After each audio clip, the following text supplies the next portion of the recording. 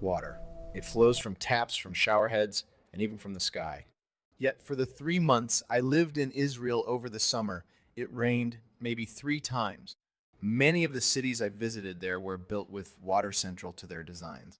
Jericho is the oldest city in the world, in part because of the large year-round spring that flows near it. Many cities had channels or aqueducts built to bring in water from far away. Places like Masada, Caesarea Maritima, Petra, and Jordan, and Herod's Winter Palace in Jericho. And just about every single site I visited had a cistern. Because rain is so infrequent during the summer, it was essential for Israel's ancient inhabitants to gather water when it fell during the rainy season. They channeled this water and stored it in pits dug into the ground. These cisterns were carefully lined with lime to keep them as waterproof as possible. The cisterns I got to see were often brackish, muddy, and unappetizing. A few sites we visited had wells like Megiddo, the city from whose name comes Armageddon. These wells were better than cisterns, but not as good as springs. Springs were truly living water. Places that had springs included the spring in Hezekiah's tunnel in Jerusalem, the spring in Jericho, and the one flowing from the mountain in Caesarea Philippi.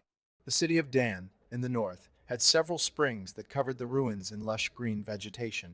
This contrasted sharply with the Dead Sea and the Negev desert in the south. Everywhere I went, I could truly feel the importance of water to Israel. This importance of water often made me think of Jeremiah 2:13. For my people have committed two evils. They have forsaken me, the fountain of living waters, and hewed them out cisterns, broken cisterns that can hold no water.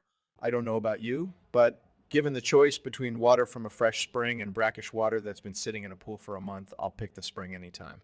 Then again, in my life, I pick metaphorical broken cisterns all the time. I get meaning from popularity and not eternal truths. I judge my success by what other people think of me and not by measuring myself against who I want to become. I measure my life by outward successes and not personal improvement. These broken cisterns may temporarily quench my thirst for meaning, but they are not sufficient to always satisfy me. Eventually, I realize the inadequacy of those things and long for more. I realize I need to return to the things that give me true meaning: family, religion, self improvement, helping others, being a part of something bigger than myself. These sources of living water are what give life purpose and joy. I also think it's interesting that the country where water is so precious is also a place of deep religious worship. They know the worth of living water, and I hope each of us can learn to treasure it too.